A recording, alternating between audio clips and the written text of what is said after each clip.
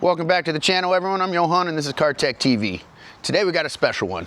I'm actually on my 4th Honda Element right now, and this one right here, this special one, this was the first one that I ever had. I repaired it, I drove it, I learned a lot from it, and I sold it to a buddy of mine. And now it's back in for some more repairs. It's had a hard life, about 213,000 miles. All of this on the front end, we're gonna be replacing today.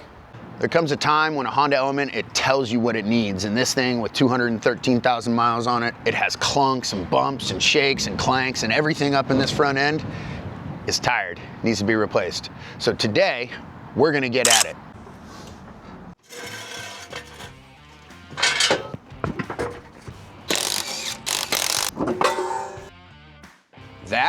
That's not right. This stuff is old and tired.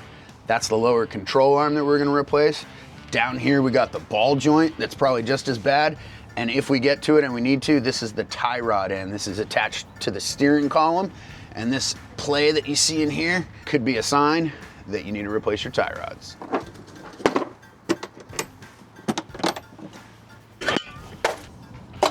First things first, we're gonna take the brake caliper off, hang it with a couple of zip ties, get it out of the way. Tie your brake out of the way. This one doesn't have ABS, it's 2004. Nice and easy to work on. We're gonna take out the axle nut. So here's what we're working with. We bought a Detroit axle kit, and it's gonna come with your ball joints, the end and the lower control arm. So everything's basically here, ready to go. Verify all your parts are correct. Make sure you don't have two lefts or something like that. This one says right on it, the other one will say left. Ball joints are universal, and the end links, when you look at them, just make sure that they don't go the same way. These are two different directions, which is what you want. Some people would tell you that you need to actually crack this axle nut with the brakes still on, but if you have a big Ooga Dooga, this is the way to go. This thing is a lifesaver. It's gonna be a 36mm nut. This thing makes working on cars so much easier. These ball joints, these are a press-in style. It comes with a clip so that it can't fall back out of the knuckle because it is aftermarket, and a couple new cotter pins. That is a very worn ball joint. 200,000 miles. They all gotta go, just about every single element. And these look like original Honda end links, and I know they are because I replaced those about 60,000 miles ago. Okay, this is a pickle fork. It's used to get ball joints and other like tough knuckles off. So you stick this right into here. That's seriously not getting it. No. So these are pressed in there really hard. Now, because we're replacing both the lower control arm and the ball joint, we're just gonna go ahead and take off the lower control arm here and pull out the whole knuckle, lower control arm, ball joint assembly all together, because all that's garbage. Thanks. Once you break that free, you use a little Allen wrench in the end of the end link, and then you can take this thing out without it spinning. I gotta say, this is so much easier than doing the work myself. All right, end link out of the control arm. This thing's roached, guys. Yeah, your end link's not supposed to move around like that. It's supposed to be a stiff connection for your sway bar. You're not supposed to be able to steer that like you're playing an Xbox controller. 19mm big bolt up front. And then you got one more 19 that's there on the other side of the control arm. Get yourself a nice helper bar here. Just if you don't have a breaker bar, you can use the handle of your jack. And once you get it loose, you can take that thing off and just do it by hand. Once you guys get this thing cracked loose, you can grab a wobble socket like this, spin it out. Makes your life a whole lot easier. You can see that just popped out. Then we got one last bolt holding this in. It's already cracked loose. Now be careful with your axle. You don't want your axle to slide out, so you can push it out of the way, but when you tilt forward, there, that axle just slid out, which is not good. Use your pickle fork and get it in there, or just move it by hand. Get that out of the way. And then you can just kind of pull the whole lower control arm and everything out.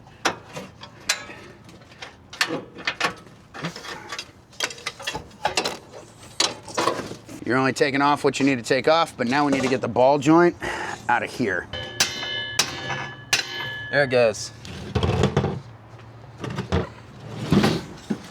Okay, well this used to be a 17, but it got smashed out a little bit. Oh yeah, we buggered that. And remember folks, safety third. So when you're doing this, you want to make sure that the sparks are flying right at the dry cardboard. Oh yes, thank you. That makes it extra ideal. Or the dry cardboard with oil inside of it. That's even better.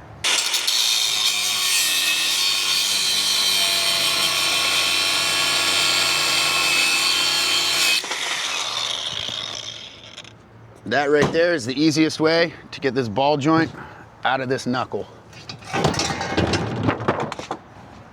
Like that. This is already starting to come out, so that's actually a good thing. Old parts, they go in the dead pile. Did you get that from O'Reilly's? I did. We actually rented this. It was 180 bucks and they'll return it completely when you're done. This is a ball joint press kit. Comes with different size cups so that you can press the thing out. Just figure out whatever your combo is and it will make your life easier. And somewhere on here it says not for impact use, but I mean, who really cares? So if anyone ever asks you, just tell them you didn't see the sign that says not for impact use. Oh, that's all right. Kids today don't know how to read.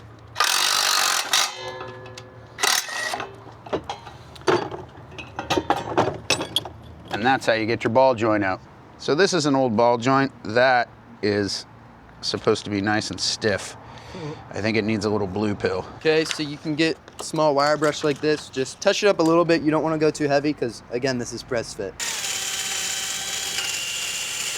This is your wheel bearing. Do not clean this with brake cleaner or anything. You have a sealed cartridge bearing in here, but you do want to clean this up a little bit, especially if you have the ABS sensor. This is a 2004, it does not. But just go ahead and clean this with some water and a rag, and you'll be in good shape. No wire wheels, no wire brushes, no brake clean. Okay, so what you guys definitely do not want to do is put this in upside down, because that will be the bane of your existence. All right, we're gonna try this manually now and see if we can get this to go. Use the table, use some leverage, and it's sliding in pretty good. And you'll feel it when it buries out. And that's it.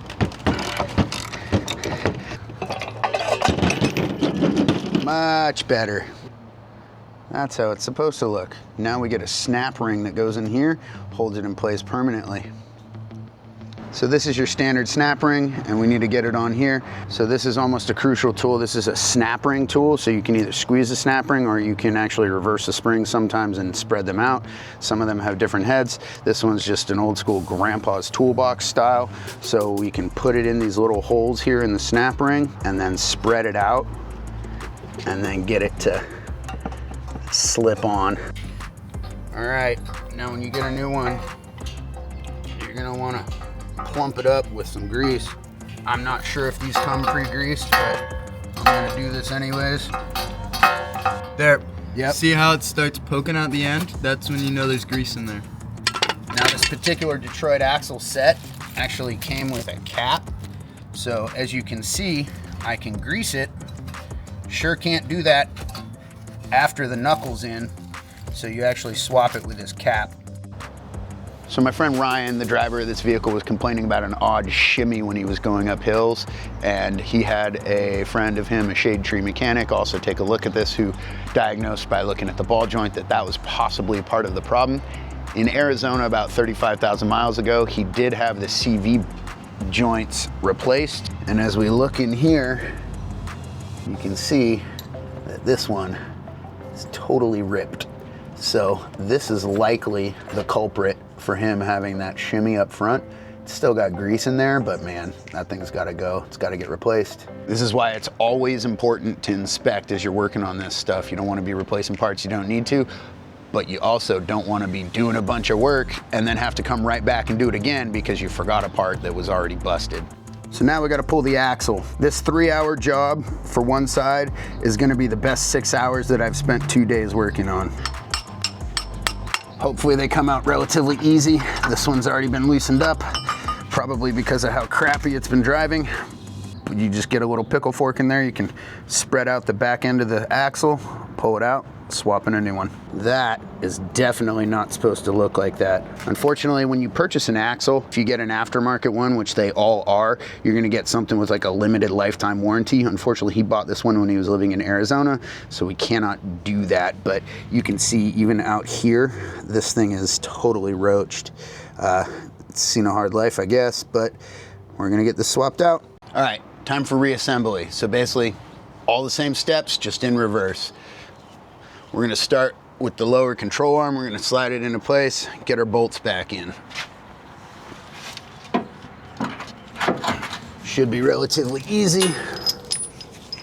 Can't mess these up. These bolts are the same size. Might not line up on the top here, so you might have to shove it like that. There we go. All right, I had zip tied this up here just so that our axle didn't fall out of the way. So right now we're just gonna clip that out like so. And I'm gonna slide the ball joint into the bottom and then shimmy our axle into place. There you go. Line up the splines. Make sure that bad boy doesn't drop out of there.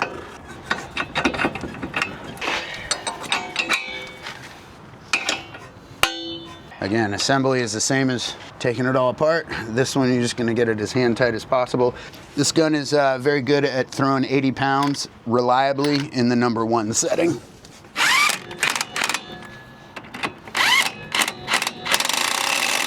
Now we need to torque it. Yep. So we got the axle and everything put back together, lower control arms torqued down to 80 foot-pounds. Honda Elements are unique in that they have these little holes here that are actually for some Phillips head screws. So just make sure that when you line it up, spin them back into place. So these actually hold the rotor in place. So you can put on this caliper here. As long as you didn't mess anything up by clamping it down, everything should slide back into place like so. Couple of 17 mil bolts on the back side. All right, and the final new part going in will be the end link. When it comes to your end links, you'll be able to see, if you just hold it up there or you compare it to the one that came out, you'll be able to see which way they go. Make sure that you have them on the right side. These particular ones also have a grease fitting on the back side of them. Detroit Axle, Moog, Mevo Tech, any of these that you get are all pretty much all gonna come with a grease fitting on them. So just make sure you fill them up. If you look, they've got a little bit of grease in there, that white goo, but I like to just hit them up a little bit more. Plump them up. I'm under the impression that if I'm gonna put them in, grease them. So these Detroit Axle ones are different. Instead of having the Allen wrench that goes in the middle, you need a thin wrench that can go on the backside, and that's what you use to hold it in place to actually get these to tighten down.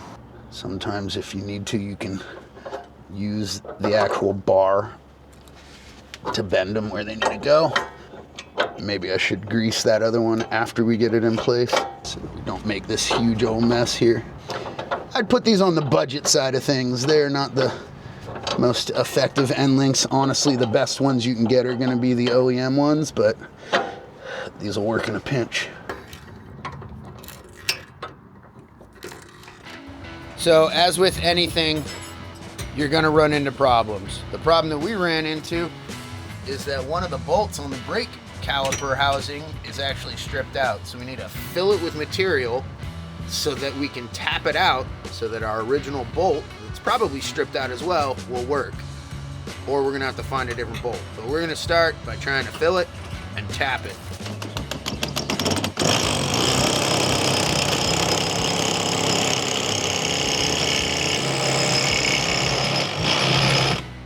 All right, we are back at it for day 2. The welding didn't work for our brake caliper bracket, so we ended up having to run down to AutoZone and buy one of these because the threads on here were actually all stripped out. They actually had a core charge on this thing. And luckily we brought it with us to the auto parts store, but 46 bucks, got this, and let's get it back on the car so we can finish this job. So to finish this job, what we actually did is we went and we rented a tap and die set from AutoZone or O'Reilly, wherever. Just rent it and return it. But what we need to do is make sure that these bolts that were part of that stripped scenario, so you rent the set and then it comes with this threading insert piece right here. Screw your bolt through it, go both directions, in and out. When it gets tough, just like a normal tap, give it a little extra turn and then go the other direction, cleaning up the threads quite a bit. You could use a wire wheel if you had it, but this seems to be the better option. All right, 180 foot-pounds on the axle nut. Verify this is one of the most important torque specs on your car. 160 and 180 foot-pounds. Yeah, that side's already done. I thought we did it last night, so let's move to the other side.